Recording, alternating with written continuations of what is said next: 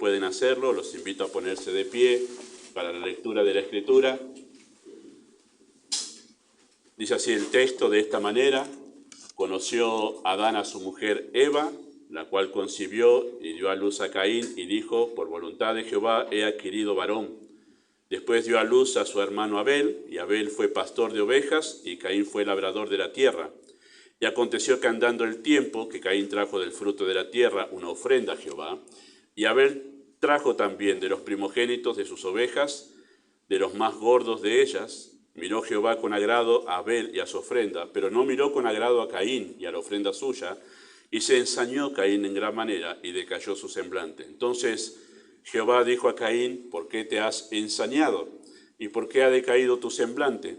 Si bien hicieres, no serás enaltecido, y si no hicieres bien, el pecado está a la puerta. Con todo esto, a ti será su deseo, y tú te enseñorearás de él. Y dijo Caín a su hermano Abel: salgamos al campo. Y aconteció que estando ellos en el campo, Caín se levantó contra su hermano Abel y lo mató.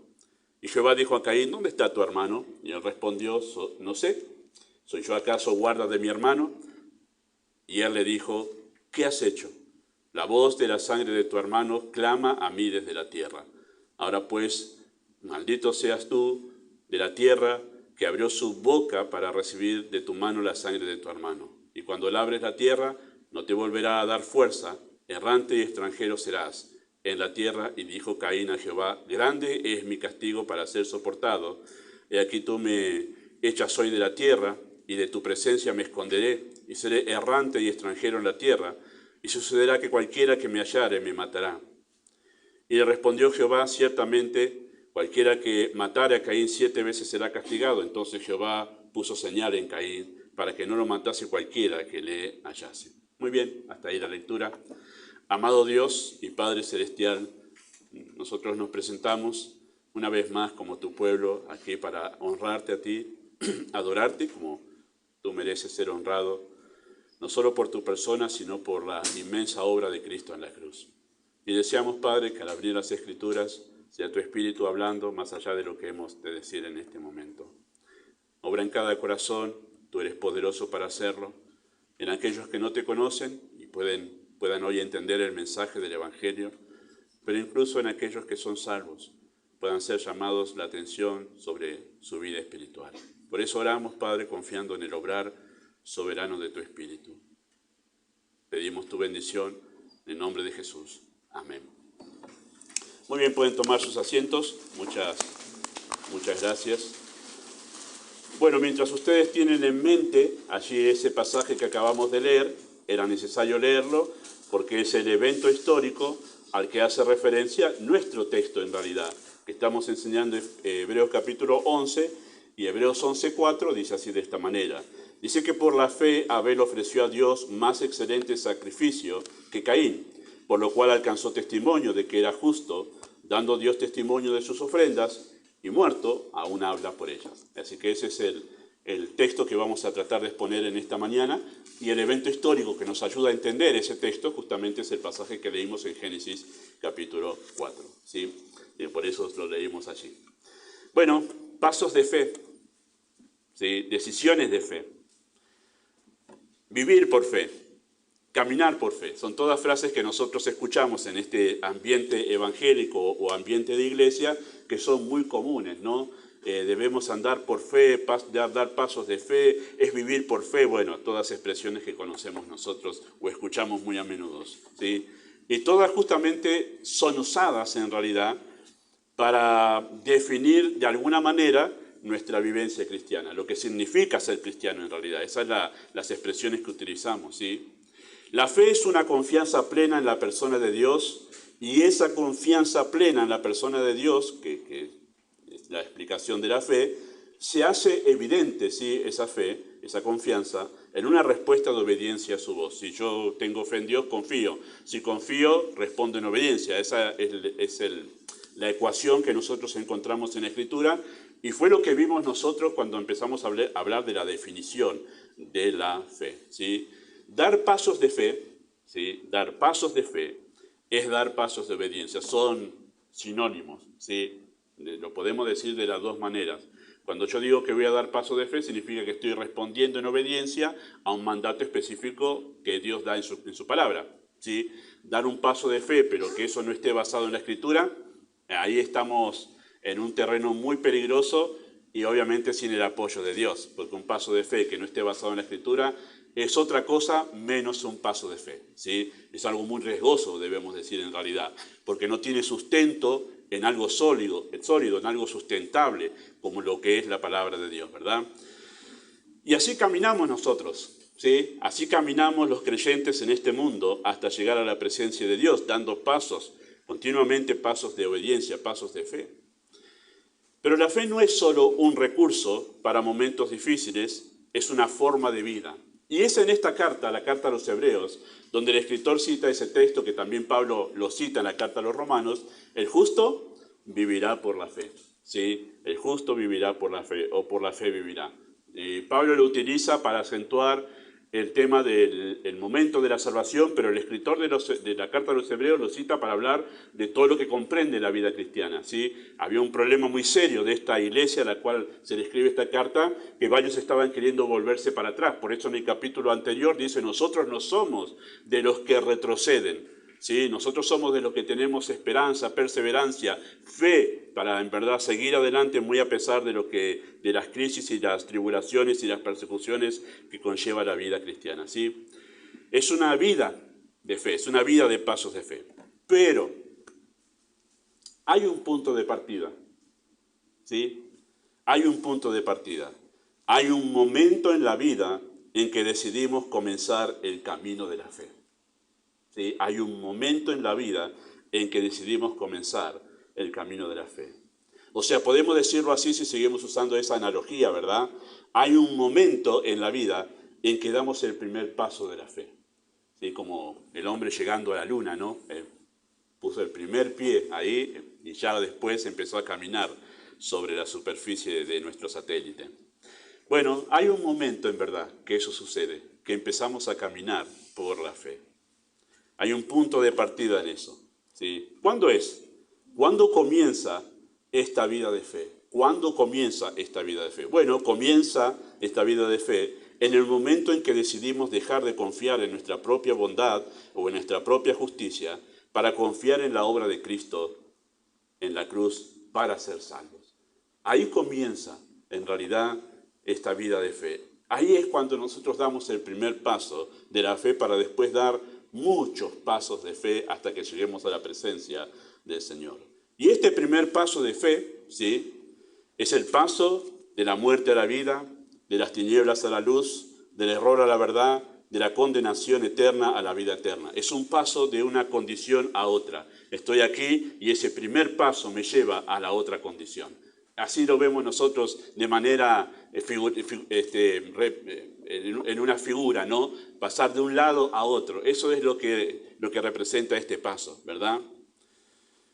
Y este primer paso de la fe, ¿sí?, pasar de muerte a vida, de tinieblas a luz, del error a la verdad, de la condenación eterna a la vida eterna, es lo que ilustra justamente el escritor de esta carta mediante el ejemplo de Abel. Es el primer ejemplo que tenemos de todos los que vamos a estar mirando en este capítulo. Es la razón por la cual cita el escritor este ejemplo, el primer paso de la fe. Y vamos a hacer algunas preguntas para poder desarrollar lo que el escritor puso allí en ese pequeño versículo 4 de Hebreos 11, ¿sí? ¿Quién era Abel? ¿Quién era Abel? Bueno, Abel fue el segundo hijo de Adán y junto con su hermano, Caín, muy bien, son los primeros seres humanos que nacieron con una naturaleza pecaminosa. Y alguien me va a decir: alto pastor, no, Adán y Eva, sus padres, eran pecadores. Sí, pero ellos no nacieron. Primero que no nacieron, fueron creados. Ellos fueron creados en inocencia, como vamos a mencionar en un momento. Los primeros seres humanos que nacieron con una naturaleza pecaminosa son Abel, Caín y Abel, ¿sí?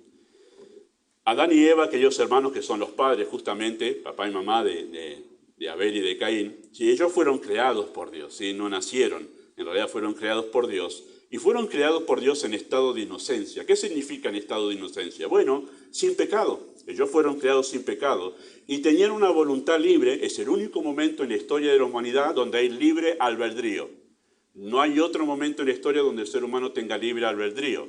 Luego que pecaron, ellos eligieron, en verdad, Adán y Eva, quién los iba a gobernar. Y eligieron que el pecado gobernase sus corazones. Y de ahí en más todo ser humano nace esclavo del pecado. Siempre el ser humano, a menos que la gracia de Dios sobre, hace lo que el pecado quiere en su corazón, ¿sí? Gobierna su corazón. Pero es el único momento en la historia de la humanidad donde hay libre albedrío, ¿sí? Tenían una voluntad libre para elegir amar. Ellos podían elegir amar y obedecer a Dios libremente, ¿sí? Pero voluntariamente ellos, como conocemos la historia en Génesis capítulo 3, voluntariamente decidieron darle la espalda a Dios, rechazando su bondad y rebelándose contra su autoridad. Eso conocemos como el origen del pecado, ¿verdad? Algunos de ustedes conocen la historia. En Génesis 3 es muy conocida porque es el momento de la tentación de Eva y donde Adán cayó a sabiendas, ¿sí? En el mismo engaño. En consecuencia de esa determinación que tomaron sus padres, Adán y Eva, los padres de Abel y de Caín, ¿sí? En consecuencia el pecado se volvió parte de la naturaleza humana, ¿sí? Y quiero recordarles que Adán y Eva son nuestros padres representativos, o sea, Adán es nuestra cabeza representativa. ¿Qué quiere decir nuestra cabeza representativa? Que si en lugar de estar Adán estaba Gustavo ahí, ¿sí? Iba a hacer exactamente lo mismo. O sea, él estaba representando a nosotros ahí, a cada ser humano. Eso es cabeza representativa. Yo hubiese hecho exactamente lo mismo que hubiese hecho Adán, porque eso es lo que significa que nos representa todo y por lo cual el pecado pasó a ser parte de la naturaleza humana. Y así pasó a su descendencia, o sea, al resto de la humanidad, ¿sí? A partir de allí. De ahí en más, todo ser humano, sin excepción, todo ser humano nace con un rechazo innato hacia Dios y una predisposición a reaccionar en desobediencia a su voz. Por eso es que no debe resultar nada raro a ustedes papás, quizá ustedes recién comienzan la vida de fe y empiezan a experimentar que sus hijos en algún momento no les gusta venir a la iglesia, no les gusta que usted lea la Biblia, no les gusta que usted en verdad cante, no les gusta. Y usted dice, ¿qué le pasa? Bueno, tiene un corazón pecador, ha nacido con una predisposición a rechazar a Dios, ha nacido con una predisposición a darle la espalda a Dios. Y por eso en algún momento los hijos, o chiquitos o más grandes, se van a rebelar. Es algo inevitable que sus hijos, queridos papás, se rebelen contra su fe. Eso es una cosa que va a pasar. Otros hijos, en verdad, llegan a conocer a Cristo desde pequeño y otros más grandes, ¿no? Por la gracia de Dios. Y otros no llegan a conocerlo nunca. Así sucede muchas veces en la vida de las familias cristianas. Pero usted debe saber que sus hijos nacieron pecadores, ¿sí? No es que llegan a ser pecadores en algún momento por la influencia de la cultura, por esta sociedad en la que vivimos, todos llegan en algún momento, ese ser inocente, en verdad llega en algún momento a hacerse malo. No, nace con todo el potencial, todos nacemos con todo el potencial para hacer las peores atrocidades en la humanidad. Solo es la gracia de Dios que nos restringe para no llegar a hacer las peores atrocidades que nosotros podemos pensar. Pero todos tenemos el potencial en nuestro corazón para hacer lo peor que podamos imaginar de maldad moral, ¿sí? Y así nacieron, en ese contexto nacieron, o de esa manera nacieron, con esa naturaleza, Abel y Caín, los dos, ¿sí? Abel no nació siendo justo, y eso debemos tenerlo muy en cuenta. Porque Abel no nació siendo justo, o bueno, sería la expresión que decimos nosotros. Nació en pecado. Abel nació enemistado con Dios y Abel nació predispuesto a rebelarse contra la autoridad de Dios. O sea, Abel no es el bueno de la historia. Si esta historia la tuviese que hacer Hollywood, y sí, me lo pintan a Abel desde la cuna ya con la aureola acá de santo, como este es el bueno de la historia. Ya desde los 2 años se veía que realmente iba a ser un santo, un justo. No, era tan pecador y tan malvado como su hermano Caín. No había ninguna diferencia entre el uno y el otro en cuanto a su naturaleza pecaminosa. Así que Abel no es el bueno de la historia, como a veces se suele pintar en cierta manera cuando se cuenta la historia de ellos, ¿sí? Nació en pecado y tan enemistado con Dios como nació su hermano Caín. Como nació su hermano Caín. Ambos hermanos nacieron en la misma condición, pero la fe fue lo que hizo la diferencia entre ambos. La fe fue lo que hizo la diferencia entre ambos. Bueno, en segundo lugar, ¿qué hizo Abel por la fe? Porque de él se destaca justamente que fue quien tuvo fe, realmente que cambió justamente su manera de ser, ¿sí? La fe hizo la diferencia entre ambos. Bueno, el texto que nosotros tenemos en Hebreos capítulo 11, que yo se los leí, dice que ofreció por la fe, ¿sí? Por la fe ofreció a Dios más excelente sacrificio que Caín. Esa fue su obra de fe. Y por ese acto de fe es que encabeza la lista de los héroes de la fe, ¿no? Tremendo. Vamos a hacer la lista de los héroes de la fe. Bueno, ¿a quién ponemos? Y uno pensaría, David, poneme a David porque David es el que peleó las batallas de Jehová. Yo lo pondría ahí en la cabeza, diría uno. El otro día, no, poneme a Moisés. Hay que tener fe para poder llevar adelante el ministerio que él llevó con un pueblo rebelde y contradictorio. Y la verdad que se mantuvo manso casi 100%. Solamente falló una vez ahí en el relato bíblico, pero yo lo pondría a Moisés. Pero no encabezan ellos la lista de los héroes de la fe, sino Abel. ¿Y por qué acto de fe es puesto aquí Abel? Porque ofreció más excelente sacrificio que su hermano Caín. Interesante, ¿no? Abel no hizo milagros, no habló en lenguas, no hizo grandes proezas, no tuvo experiencias místicas, ni tampoco fue llevado al tercer cielo para escuchar el lenguaje angelical, no. Pero hizo un acto de fe que resuena por la eternidad, porque dice que muerto aún habla, su fe sigue hablando por la eternidad y seguirá resonando la fe de Abel por la eternidad. ¿Y qué fue lo que hizo? Ofreció más excelente sacrificio que Caín. Ese fue su acto de fe. ¿Y por qué he señalado esto encabezando la lista de los héroes de la fe? Porque es el primer paso de fe de toda persona a la cual Dios salva. Este es el primer paso de fe de toda persona a quien Dios salva. Bueno, permítame darle un contexto para entender ese acto de fe, ¿sí? de este hombre Abel, ¿sí? Vamos a entender el contexto para entender lo que significaba haber ofrecido más excelente sacrificio que Caín. Dice Génesis capítulo 3, versículo 21, que Dios hizo a Adán y a Eva túnicas de pieles para cubrirlos, ¿sí? Es el contexto donde Adán y Eva habían pecado y habían desobedecido a Dios, ¿sí? Y esto de que Dios les hizo túnicas de pieles a ellos, a Adán y a Eva, sucedió luego, ¿sí? de haber pecado, de que ellos habían pecado, porque recuerdan la escena, ¿verdad? Habían pecado contra Dios, escuchan la voz de Jehová Dios en el huerto y dice que tuvieron miedo y además sentían vergüenza de que Dios ahora los viera a ellos, ¿sí? Sintieron vergüenza y ellos trataron de esconderse detrás de los árboles del huerto, pero también habían hecho no tengo idea de qué manera fueron tan habilidosos para hacer inmediatamente ropa con hojas de higuera. Eran muy habilidosos para eso, pero dice que hicieron ropas con hojas de higuera para tapar la vergüenza de su pecado. Ahora sentían vergüenza, cosa que antes no sentían, ¿sí? Ese acto de haber hecho ropa con hojas de higuera, ¿sí? fue un acto reflejo de personas que experimentaban culpa y convicción de pecado. Sentían vergüenza, es la vergüenza de haber desobedecido a Dios. Eso se llama conciencia de pecado, ¿verdad? Convicción de pecado, sentían culpa y por eso trataron de esconder la vergüenza de su pecado. Lo interesante del texto en Génesis capítulo 3 es que luego que Dios trató con su pecado y restaura la comunión con ellos, ¿sí? Dios los cubre a ellos. Dios los cubre con túnicas que Él hizo con pieles. Deducimos por lógica, si usted agarra un libro de teología sana que explica Génesis capítulo 3, va a encontrar lo mismo que yo le voy a decir en este momento. Deducimos por lógica que esas túnicas de pieles que Dios había hecho para ellos eran de animales, ¿sí?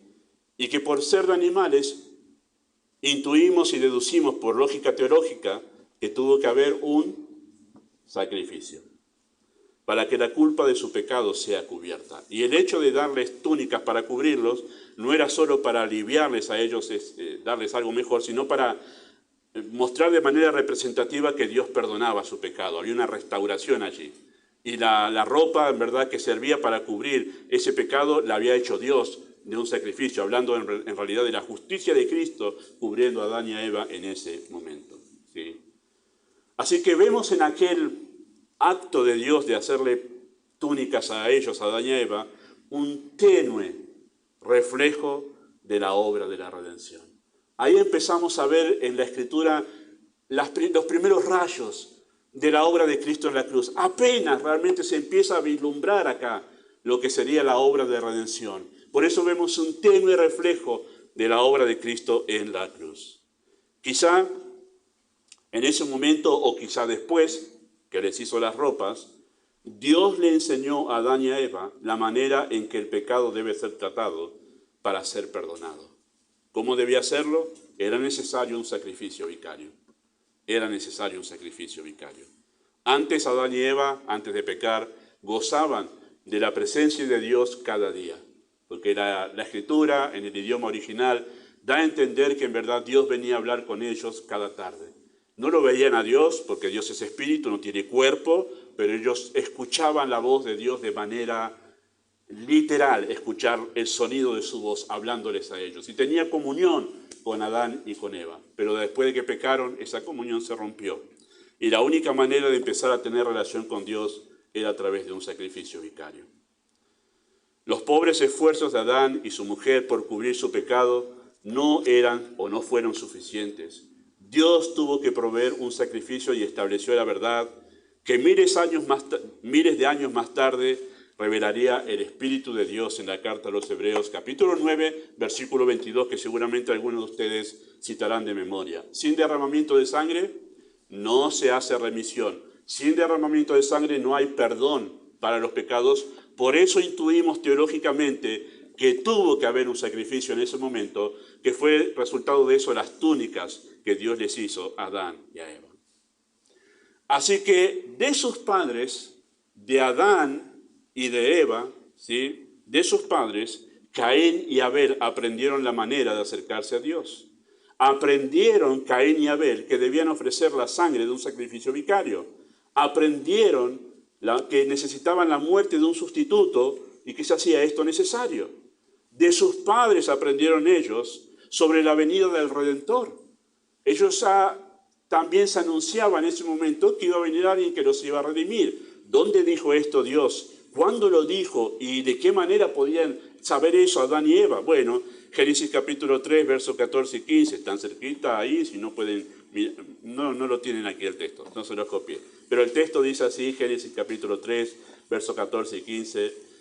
Jehová Dios dijo a la serpiente, por cuanto esto hiciste, maldita serás entre todas las bestias y entre todos los animales del campo. Sobre tu pecho andarás y polvo comerás todos los días de tu vida. Y escuchen esto.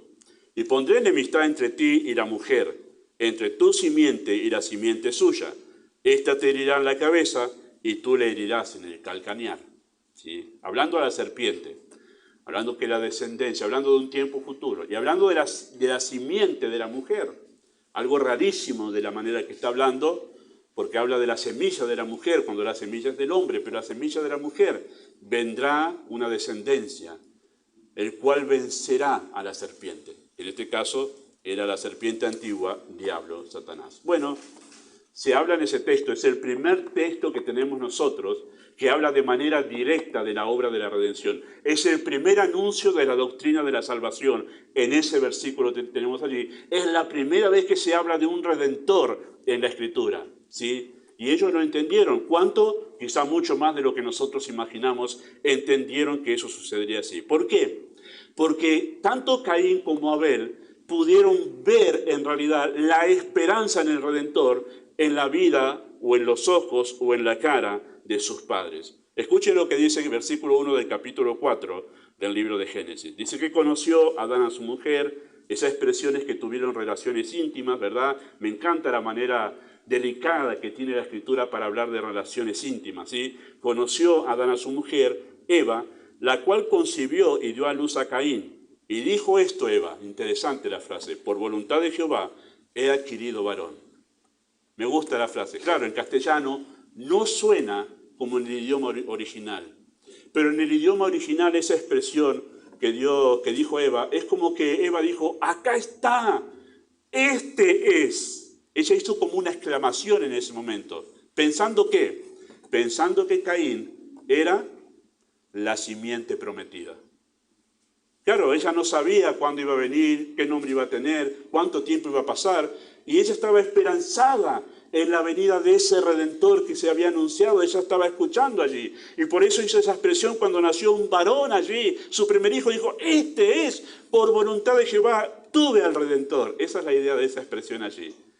Habla en realidad, más allá de que obviamente estaba muy equivocada, después cuando creció se dio cuenta cuán equivocada estaba, no tenía el Redentor, sino un asesino allí, ¿verdad?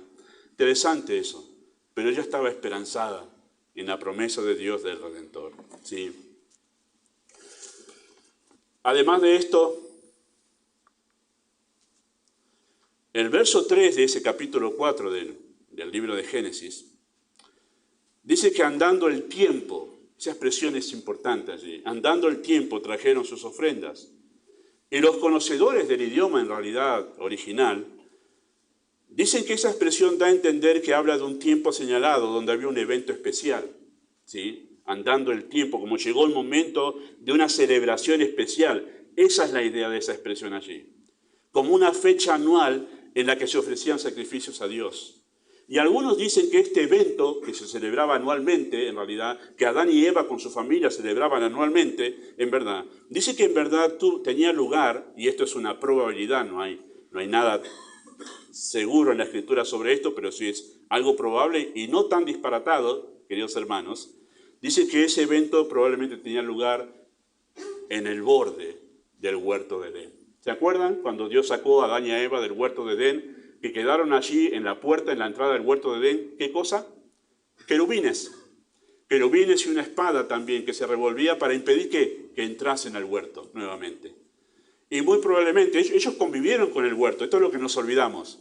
Ellos convivieron con el huerto hasta que vino el diluvio, pero ellos convivían con el huerto, claro, no podían entrar porque fueron echados. Y muy probablemente, en verdad, pienso que es así, como varios de los teólogos piensan, que este evento se llevaba allí. Y yo imagino que yo haría lo mismo en realidad. Me quedaría a la puerta del huerto de Edén, recordando en verdad mi fracaso, lo que hice, el error que cometí, haber dejado eso tan bueno donde tenía comunión con Dios, y ahora estoy aquí. Y esperanzado en la llegada del Redentor que me permita volver a entrar a ese lugar tan delicioso. Así que probablemente dicen algunos que era ahí donde se celebraba este evento anual. Andando el tiempo llegó el momento donde se celebraban esos sacrificios allí. Lo cierto es que había una conmemoración a través de la cual Adán y Eva enseñaron a su descendencia la realidad del pecado, el dolor de la gloria perdida y la esperanza de un Redentor. Me gusta Adán y Eva en este sentido. Los vemos como los malos de la película, ¿verdad? Mirá todo lo que produjeron. Nosotros hubiésemos hecho exactamente lo mismo si hubiésemos estado ahí. Pero me gusta esto porque ellos ocuparon bien su papel de papá y mamá. ¿Se acuerdan lo que Adán le dijo a Eva luego que pecaron y fueron restaurados? Tú eres madre de todos los vivientes. ¿Se acuerdan eso? Adán dijo, bueno, tú eres Eva, madre de todos los vivientes. ¿Y por qué hizo eso Adán? Porque Satanás tentó a Eva para dejar el rol que Dios le había dado, de ser ayuda idónea de Adán. Y quería llevar su vida libre de esa dependencia, de esa relación y de esa posición. Y Adán había cometido el error de no intervenir cuando la serpiente estaba engañando a Eva, diciéndole, mira que si vos te dejás de sujetar, hay un horizonte inmenso para tu vida. Y la engañó. Y lo que hizo Adán fue cumplir su rol de hombre, de enseñarle a Eva que en ese rol que Dios le dio es donde iba a ser una gran bendición para la vida humana. Tú eres madre de los vivientes. No temas cumplir tu rol de madre, Eva, porque ahí es donde vas a manifestar la gloria de Dios de mejor manera. Bueno, eso es lo que estaba haciendo allí, ¿sí? Lo que estaba haciendo en ese momento. Y me gusta que Adán restauró su rol de líder en el hogar y que juntos con su esposa Eva se ocuparon de enseñarle a su descendencia acerca del Redentor, la gloria perdida, la esperanza bienaventurada y la manera en que debían relacionarse con Dios. Me gusta eso. A veces no lo destacamos, ¿verdad?, de ellos. Bueno, todo este conocimiento que recibieron Abel y Caín de sus padres fue la base, ¿sí?, fue la base que impulsó el corazón de Abel a ofrecer más excelente sacrificio que Caín. Porque, queridos hermanos, como hemos aprendido en los primeros 2 mensajes de este estudio, la fe, ¿sí? La fe no surge sin una verdad en la cual fundamentar su acción. No es posible que haya fe sin una verdad en la cual esa fe pueda apoyarse, pueda sustentarse. La fe no es ciega, la fe no es que no se apoya en nada, la fe no es que no tengo, pero es un sentimiento que no. La fe tiene que tener una verdad donde apoyarse y fundamentarse para decir, en esto seguro me apoyo y en base a esto obro y obedezco, ¿sí? Así que, ¿cuál fue la verdad? ¿Cuál fue la verdad que impulsó el corazón de Abel a poder dar este primer paso de fe? Bueno, la verdad que aprendió de su papá y de su mamá. La fe necesita de argumentos para poder dar pasos sólidos, certeros, ciertos, y los argumentos necesitan de la fe. ¿Sí? Yo puedo tener argumentos, es más, yo puedo dar todos estos argumentos hoy aquí, pero si entre ustedes hay personas que no tienen fe, todo esto son palabras vacías, sin sentido y puro aburrimiento. Así que la fe necesita argumentos para apoyarse, pero los argumentos sin la fe son palabras vacías que no tienen ningún sentido. Así que van de la mano. Por eso es que Abel tenía que tener un sustento para dar este paso de fe. Y el sustento se lo dieron su papá y su mamá. Y ese sacrificio que hizo Abel era más excelente porque ese sacrificio representaba a Cristo. He leído para este mensaje varios, empezando a buscar a otro después que estudié, digo, bueno, me puedo nutrir un poco más para tratar de ver la explicación de ese texto y de este texto en Hebreos 11, y me llama la atención que la mayoría pasa desapercibido el sacrificio de Abel. Y le da más importancia a la fe en sí que al sacrificio de Abel. Es más, algunos dicen, en realidad no había diferencia entre el sacrificio de Abel y de Caín. Personas de sana doctrina. Y me sorprende eso. Como diciendo, lo importante es la fe y no importa qué sacrifiques. Esa es la idea de algunos que he encontrado navegando por la web. Pero el sacrificio de Caín fue más excelente porque ese sacrificio representaba a Cristo. Y por eso es que tuvo el agrado de Dios ese sacrificio. Porque Dios en ningún otro ser se agrada o haya complacencia más que en la persona de Cristo. Por eso Dios miró con agrado a Abel y a su ofrenda, no por Abel, ni por la ofrenda en sí, sino por lo que eso estaba representando, que es la persona de Cristo. ¿Sí? Por eso es que uno dice, bueno, Abel, wow, Dios vio el corazón de Abel y ahí se dio cuenta que me agrada este muchacho. No, ni por Abel, ni por la ofrenda, sino por todo lo que eso representaba, más el condimento de la fe, obviamente. En esa ofrenda estaba reconociendo Abel su condición de pecador culpable ante Dios. Aceptaba su propia responsabilidad sin excusarse en el pecado de sus padres o detrás de la conducta de su hermano libertino y profano. Dígame usted, yo me imaginé a mí siendo Abel o Caín. Y tengo a mis papás que me están contando de primera mano. Vos sabés que todo esto, no, te voy a contar, hijo, ¿sabés dónde vivíamos? Vení. Y lo llevaban al borde del huerto del Edén. Ahí vivíamos. ¿Sabés cómo era la vida ahí? Así, así, así. Y ahora vivimos acá. ¡Wow! ¿Y sabés por qué ahora vivimos acá? Tu mamá y yo nos mandamos una gran macana. Y no solo eso, no existía la muerte de ese lado donde vos ves ahí. Acá existe la muerte ahora. ¿Y usted como hijo qué haría? Todo esto que me pasa, papá y mamá, ellos son los culpables. Dígale, dele este argumento a algún psicólogo hoy en día y dice, hey, tus traumas, los culpables son tus padres. Y Abel podría haber dicho, yo no soy responsable, ahí están mis padres, ellos se mandaron la macana acá. Claro, no hizo eso Abel. Él se hizo responsable de su propia condición y de sus propios pecados. ¿Sí? Estaba reconociendo su condición de pecador culpable ante Dios y no se excusó de ninguna manera en el pecado de sus padres, ni tampoco en la conducta libertina de su hermano Caín. Cuando nosotros vamos a acentuar esto un poquito al final, pero cuando vemos lo que se habla de Caín en la Escritura, se lo compara como un prototipo en realidad. Se habla de él como un prototipo de los falsos maestros y se habla de él como un prototipo de un falso creyente, ¿sí? En la Escritura. Su conducta era terrible, la conducta de Caín. Bueno, no se escudó. No dijo, bueno, pero vos conocés en realidad que soy un poquito mejor, no soy tan malo como Caín, porque él expresaba su naturaleza pecaminosa, como vamos a ver en un momento ahora, de una manera libre. No tenía ninguna vergüenza Caín. Él no tenía ninguna vergüenza de ofender a Dios. Y no tenía ninguna vergüenza de ofender la fe de sus padres. Porque sus padres le habían enseñado que debían venir y relacionarse con Dios con un sacrificio de un cordero, porque sin sangre no hay remisión de pecados. ¿Y qué hizo él? No me importa lo que diga papá y mamá. Yo vengo acá con fruta. Esta es mi religión. Esto es lo que vale. Le echó en cara, como diciendo, ustedes no me van a decir lo que yo debo creer. Tremendo. Así que Abel podía haber dicho, yo soy más bueno que él. No se empezó a tratar de equilibrar. Dice, soy, pero no tanto como no. Él estaba en ese sacrificio reconociendo su condición de pecador culpable ante Dios. En esa ofrenda estaba reconociendo su necesidad de ser perdonado. En esa ofrenda estaba reconociendo su plena confianza en el Redentor. Era una confesión pública lo que estaba haciendo Abel, una confesión pública de su confianza en un Salvador, del que sabía muy poco.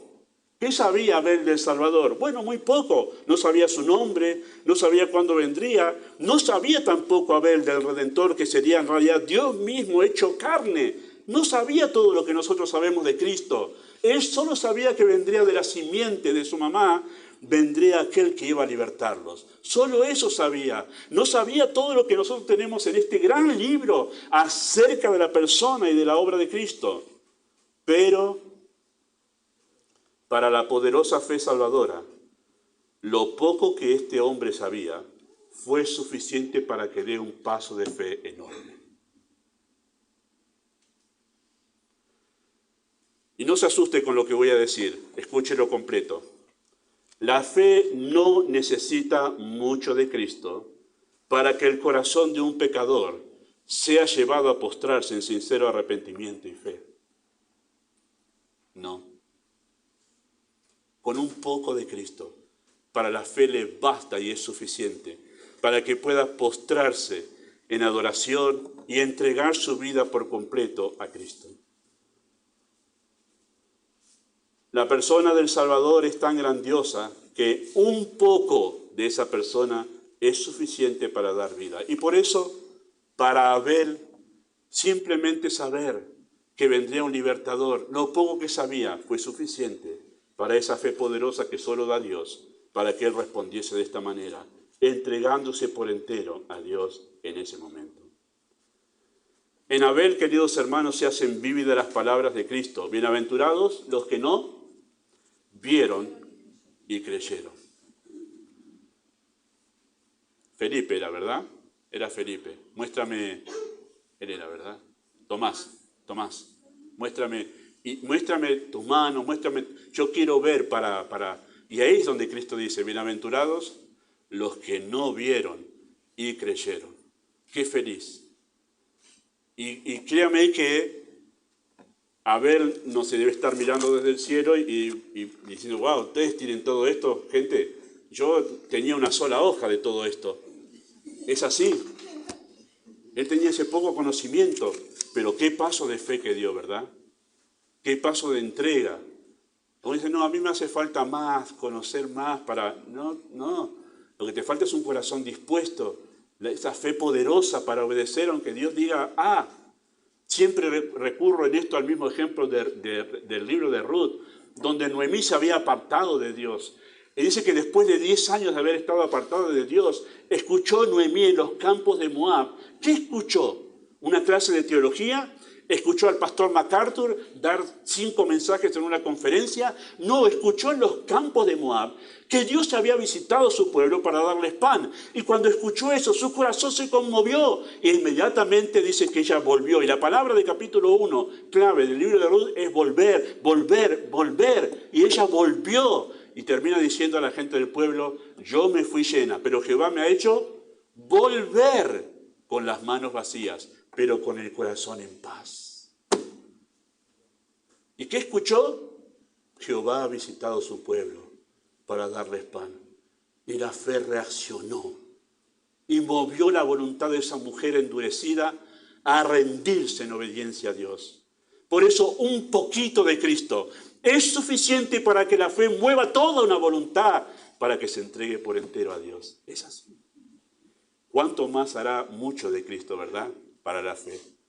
¿Cuánto más hará en un corazón mucho de Cristo para la fe? Así que el acto de la fe de Abel es semejante a la del hombre ciego en Juan capítulo 9, si algunos de ustedes recuerdan eso. ¿Se acuerdan? Aquel al que el Señor le ungió, le embarró los ojos en realidad, ¿sí? Le puso barro en los ojos y le dijo, ve al estanque de Siloé, lávate allí. Y cuando se lavó, recobró la vista, había nacido ciego. Y entonces fue todo un escándalo en el pueblo de Jerusalén. Porque ahora, ¿qué pasó? ¿Cómo es que ahora ves? Y entonces, ante la consulta de estas personas, él respondía a esto cuando le decían, ¿cómo haya sido sanado y quién lo había sanado? Yo solo sé que habiendo sido ciego, yo solo sé eso. Y le preguntaban sobre Jesús, ¿quién es? No sé quién es ese Jesús. Yo solo sé esto, le dice a los doctores de la ley, que si yo era ciego, ahora veo. Suficiente. Y cuando Cristo lo encontró, cuando vio que estaba siendo hostigado por los doctores de la ley, Cristo le dijo, ¿crees tú en el Hijo de Dios? ¿Quién es, Señor, para creer? Bueno, acá que habla contigo, soy yo. Creo, Señor. Suficiente. Para la fe fue suficiente. Tremendo. Para mover su voluntad en obediencia a Dios. El alma vivificada por la fe puede ver la sombra de Cristo en el sacrificio de un animal y responder en una entrega sin reserva. Porque eso es lo que veía Abel. Solo la sombra de lo que sería aquella obra magnífica del Hijo de Dios. Y solo viendo la sombra de ese antitipo, de ese prototipo, pudo la fe mover el corazón de ese hombre para ser salvado por la fe. Para responder en una entrega sin reservas. Este es el primer paso de la fe. La fe se rinde en arrepentimiento y fe. La fe determina dar la espalda a la vida que llevaba y decide seguir fielmente de todo corazón a Dios. Este es el primer paso de fe. Este es el paso de fe que dio Abel. Determino, basta de esta vida y vivo esta ahora. La fe no está con un pie aquí, con otro pie aquí. La fe dice, no, basta de esta vida. Le da la espalda y va en pos de Cristo. Me gusta esa canción que cantábamos antes en realidad. Algunos de ustedes no la conocen, son muy jóvenes, en verdad. He decidido seguir a Cristo y no vuelvo atrás. Porque ese es el mensaje de la carta a los hebreos. No somos de los que retroceden para perdición, sino los que tienen fe para preservación del alma. No vuelvo atrás. No vuelvo a esa vida. Esa es la determinación y el paso de fe que tomó Abel aquí. No vuelvo a la vida que tenía. Bueno, ¿cuál fue el resultado de ese paso de fe? La Biblia dice en Hebreos capítulo 11, versículo 4, que por ese paso de fe alcanzó testimonio de que era justo. Dice que Dios declaró que él era justo, ¿sí? Dios lo declaró a Abel, como una persona que jamás había pecado y que hizo el bien, todo el bien que se debe hacer, pero de la manera perfecta, o sea, buscando la gloria de Dios. Eso significa ser justo en los términos de Dios. Nunca haber hecho nada, ni siquiera el más mínimo pensamiento de maldad, nunca. Eso es alguien justo, ¿sí? Y no solo que no tuvo pecado alguno, sino que hizo todo el bien que se debe hacer y de la manera correcta, que es dando la gloria a Dios. Bueno, eso significa justo. Y Dios declaró a Abel, tú eres justo. Lo declaró como justo, que es justificado. Pero ese no es el Abel que yo les comenté en el punto 1, ¿verdad? Nació en pecado, igualito en naturaleza que su hermano. No es el Abel que describimos en nuestro primer punto, no. Pero Dios lo declaró justo debido a su ofrenda. Vio con agrado a Abel y a la ofrenda suya. Y ese es el cambio que se produce cuando damos este primer paso de fe. Que la manera en que Dios nos ve es distinta. Ahora nos ve con agrado, ¿sí? Y a la ofrenda suya.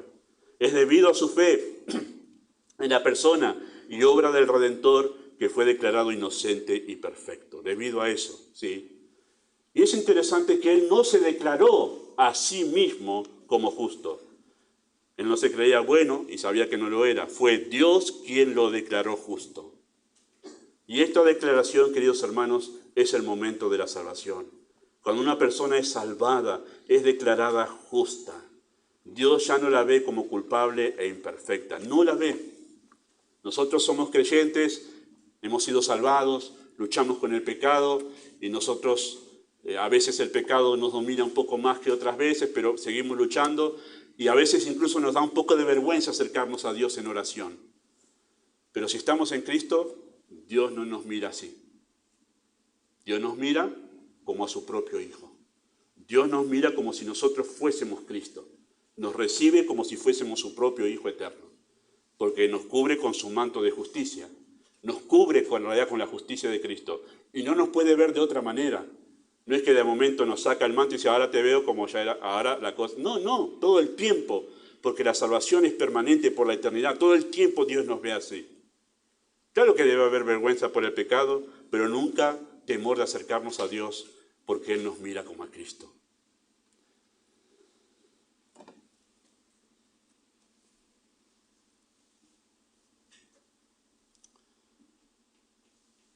¿Cuál es el resultado de esta fe? Bueno, no solo fue declarado justo, sino también vivió como justo. Ahí tienen el texto de 1 de Juan, capítulo 3, versículo 12. Hay 3 veces que se menciona Abel en el Nuevo Testamento, ¿sí? Las 3 se acentúa su justicia, ¿sí? Escuchen 1 de Juan 3, 12. No como Caín, que era del maligno y mató a su hermano. ¿Y por qué causa lo mató? Porque sus obras eran malas y las de su hermano justas, ¿sí? Habla de la diferencia de obras entre las de Abel y las de Caín. Las de Caín eran obras como las del maligno. Interesante eso. Las que haría Satanás. Uno sin Cristo hace las obras que haría Satanás en mi lugar. De nuevo, pastor, sí, haría las obras que haría Satanás. Y muchas de ellas no las calificaríamos como demoníacas, pero sencillamente hacerlas dándole la espalda a Dios es lo que Satanás quiere que hagas. Pero en Cristo nuestras obras son justas. Son las que haría Cristo. Y las de Abel eran justas. Las obras de Abel daban testimonio de su salvación. Era justo y vivía siendo coherente con esa condición. Él no fue salvo por obras justas, sino por la fe. Pero sus obras justas eran el resultado de esa fe, ¿sí? La fe se volvió un estilo de vida para Abel, caracterizado por obras justas, obras semejantes a las de Cristo, santas y enfocadas en la gloria de Dios. O sea, el resultado de su fe fue no solo que fue declarado justo, no se quedó en esa declaración, sino que el resultado de su fe fue que su vida cambió completamente y comenzó a obrar de una manera justa. ¿Cuál fue el resultado de esa fe? No solo fue declarado justo, no solo vivió como justo, sino que también Abel murió como justo. Eso lo dice Mateo 23, 35. Dice, para que venga sobre vosotros toda la sangre justa que se ha derramado sobre la tierra, desde la sangre de Abel, el justo. Las 3 veces que se habla de Abel, se señala que él era justo. Se habla de su declaración como justo, su justificación, se habla de su vida justa, y aquí se habla de su muerte, la muerte de un justo. ¿Y por qué señalamos ahí a Abel como un mártir por su fe? Bueno, porque eso significa que no renunció a su fe. No renunció a su fe. Yo quiero imaginar por un momento toda esa escena que habrá sido dramática. El relato de Génesis es muy escueto. Llamó a su hermano Abel al campo y lo mató. Y claro, la escena es muy cortita, pero sin duda alguna Caín hostigaba a Abel, como siempre sucede de los incrédulos a los creyentes. Y más, si la vida de ese creyente me está carcomiendo la conciencia, porque eso fue lo que pasaba entre estos 2 hermanos. Y enfurecido, cuando ya no daba más, lo llamó al campo y lo terminó matando. Por su fe, por causa de su fe, fue que lo mató. El primer homicidio ocurrió dentro de un hogar y entre hermanos, ¿sí? Y por la fe. Pero el hecho de que Abel estuvo dispuesto a morir por su fe, marca que él no renunció, que se mantuvo fiel al costo de su vida. Abel es el primer mártir de la historia de la humanidad y su disposición a morir por su fe nos declara la clase de determinación que había tomado aquel día en que comenzó a caminar por la fe. O sea, fue mucho más que una simple confesión de labios lo que hizo aquel día. En ese día, en el día que dio su primer paso de fe, en ese día estaba entregando su corazón a Dios. En ese día estaba muriendo juntamente con Cristo. Él moría a sí mismo. En ese día estaba muriendo una forma de vida y abrazando definitivamente la que Dios le ofrecía. Y el hecho de que estaba dispuesto a morir por eso demuestra que esa no fue simplemente una oración, como se suele obligar a veces, antes se obligaba a hacer algunos, ¿no? Orá y ya sos salvo. No, esto era mucho más que eso. Mucho más que eso. Bueno, no podemos terminar este mensaje, queridos hermanos, sin hacer una mención a Caín. Muy breve, porque da para otro mensaje Caín, pero yo quiero hacer solo una mención muy breve. Porque está contrastado con la ofrenda de Abel, ¿verdad? Y nos ayuda a entender más lo de Abel. Pero Caín era el religioso que confía en su propia bondad y rechaza la salvación por fe en Cristo. Ese es Abel. No había en él convicción de pecado, no había en él necesidad de ser perdonado, no había en él la necesidad de arrepentimiento, no se veía necesitado de ser salvado por Cristo, se creía lo suficientemente bueno y se creía acepto delante de Dios porque no tenía ninguna vergüenza de venir con su propia ofrenda, no con la que Dios dijo. No, yo no tengo ningún problema con Dios, yo vengo acá y me presento aquí, ningún problema. Él acepte mi ofrenda. Él practicaba una religión libertina, una religión donde uno puede hacer lo que quiere, vivir como quiere, e igual venir y ofrecer ofrenda a Dios. ¿Sí? Porque esa era la manera de comportarse de Caín. Y él estuvo en el mismo contexto que Abel. En el mismo contexto que Abel. Pero la diferencia le hizo la fe entre uno y otro. Y noten cuán tergiversado fue el pensamiento de Caín, que él dijo, sangre, no. No, mi religión la armo yo, a mi manera. Dios es el que yo me armo en mi mente. El Dios mío me acepta así como soy y no me obliga a cambiar. ¿Cuántos hoy en día? Ay, Dios te ama, no hace falta que vos dejes nada. Él es todo amor. Esa religión es tan sutil. No es bíblica. La escena, queridos hermanos, de Génesis capítulo 4 es la misma que vemos en Lucas 18, 9 al 14. ¿Se acuerdan, no? Y ahora se va a acordar si usted lo leyó. Donde aquellos dos hombres entraron juntos al templo a orar juntos, dos religiosos. Uno oraba religiosamente consigo mismo, diciendo, gracias te doy Dios porque no soy como los demás, estoy un escalón más alto, sino 3 o 4. No soy ni ladrón, ni mentiroso, ni fornicario, ni nada. Y además, yo doy diezmo de todo, pero cumplo con todo. Y el otro, más atrás, ni quería alzar los ojos al cielo y era un publicano. Y humillado decía, Dios, sé propicio, el propiciatorio, obra de Cristo en la cruz, sé propicio a mí, pecador. Y este descendió a su casa, ¿cómo? Justificado antes que el otro. Este a los ojos de Dios era justo. Y el otro en el desagrado de Dios. Caín, en la carta de Judas, es el prototipo de los falsos maestros. Hay que leer esa carta para saber cómo era Caín, porque dice, estos han seguido el camino de Caín. Si usted ve a estos, sepa que Caín era así. En Primera de Juan es el prototipo de los falsos creyentes, porque ese pasaje que le cité recién en Primera de Juan, el contexto es de aquellos que dicen ser creyentes, pero no aman a la iglesia de Dios. Y ahí cita a Caín, porque alguien dice creyente, pero con la familia de Dios yo no quiero saber nada. Bueno, muy probablemente seas como Caín, que él era religioso, pero odiaba a su hermano. ¿Y por qué lo odiaba? Porque sus obras, las obras de Caín eran justas. Odiaba la fe. Entonces es el prototipo de aquel que se confiesa creyente, pero no quiere tener vínculo alguno con la iglesia.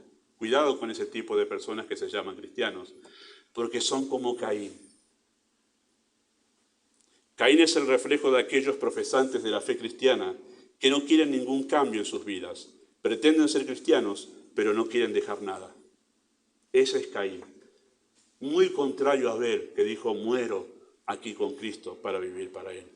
Bueno, terminamos con esta pregunta obligatoria. ¿Has dado este primer paso de fe? ¿Has dado este primer paso de fe de dejar de confiar en ti, en tus obras y en tu justicia, en tu bondad, para comenzar a confiar en la obra de Cristo para salvación?